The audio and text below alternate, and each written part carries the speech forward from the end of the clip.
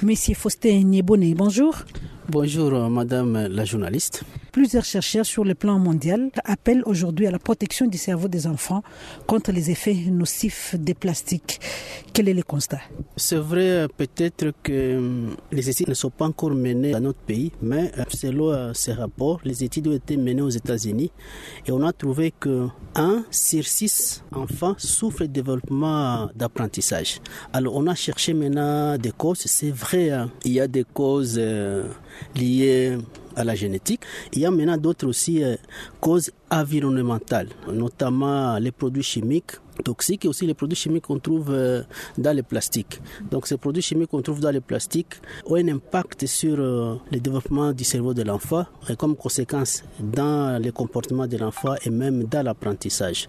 Il y a maintenant un problème lié à l'usage de plastique. Donc comme les communautés les utilisent déjà, c'est qu'on peut aussi penser que ce problème-là aussi est déjà dans nos milieux. On a remarqué que plus les années avancent, plus on trouve que les enfants n'ont pas vraiment la capacité de concentration. Vraiment, les niveaux de compréhension, de concentration des enfants ne fait que diminuer. Alors, on ne peut pas aussi exclure ce phénomène ici lié à la pollution plastique qui affecte le cerveau des jeunes enfants. Et comment les effets nocifs des plastiques peuvent impacter le niveau du cerveau des enfants? Retenez que ces produits toxiques, surtout les retardateurs de flamme qu'on trouve dans les plastiques, en tout cas, ils ont un effet neurotoxique. Et on a même répertorié au moins 126 additifs toxiques dans le plastique qui ont un impact sur le développement des cerveaux des enfants.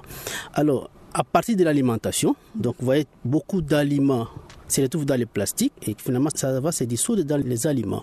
Les enfants dont on sert par exemple les thés chauds dans des bouteilles en plastique ou dans des gobelets en plastique ou récipients en plastique, finalement ces additifs-là vont se retrouver dans les aliments.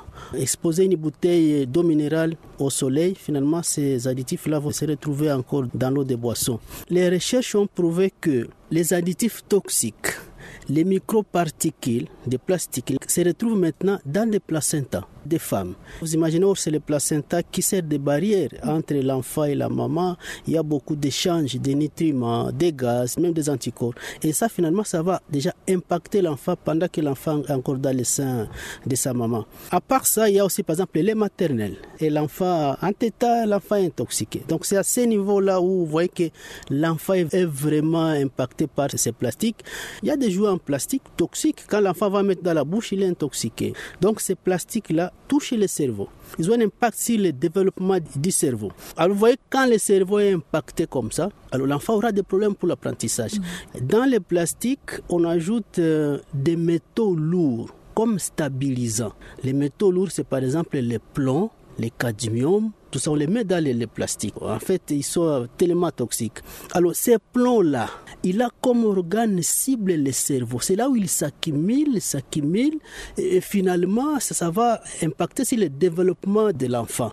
Donc, vous voyez que le plastique, ça impacte vraiment énormément sur le développement du cerveau de l'enfant, et par conséquent, ça aura un impact sur les rendements scolaires.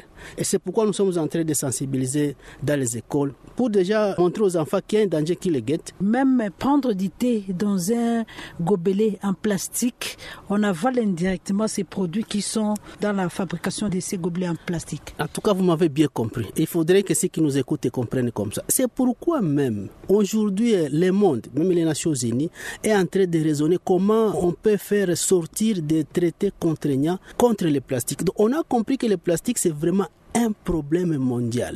Parmi les problèmes qui menacent la Terre, on a mis aussi le plastique. Donc comprenons ça. Quand tu as un plastique à la maison, c'est comme si tu as déjà un poison. Est-ce que c'est facile aussi de nous débarrasser de ces plastiques alors que c'est notre usage quotidien? Comment on peut se débarrasser de ces plastiques? Je pense que c'est un problème de mentalité. Avant l'avènement des plastiques, il y avait des gobelets métalliques, non? Il y avait des gobelets en porcelaine qu'on utilisait simplement. C'est un problème de manque d'information, c'est un problème de penser que c'est le modernisme, on est civilisé, il faut une bouteille d'eau minérale, c'est clair comme ça, on commence à boire et tout ça. Par exemple, les militaires utilisaient des gourdes, non? Toi, tu as un aluminium ou un métal comme ça. Et ils pouvaient utiliser ça plusieurs fois. Donc, c'est un problème de prise de conscience, de comprendre que les vies sont en danger. Donc, c'est une question de vie ou de mort. où on doit se prendre vraiment en charge. Et comment on peut protéger le cerveau des enfants contre ces effets nocifs aujourd'hui, alors que c'est une problématique? Donc, limitons cette dépendance inutile au plastique. Vraiment, est-ce que vraiment, à part les ustensiles en plastique, il n'y a pas autre? Il y en a. Il y a des ustensiles métalliques qu'on peut utiliser, les gourdes qu'on peut donner aux enfants qui ne sont pas nécessairement en plastique. Ceux qui fabriquent ces plastiques-là, ils voient l'argent sous des industriels, des capitalistes.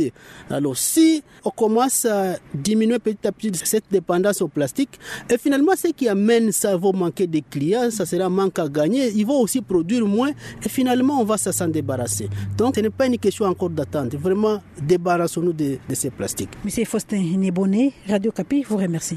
C'est à vous que vraiment je remercie grandement.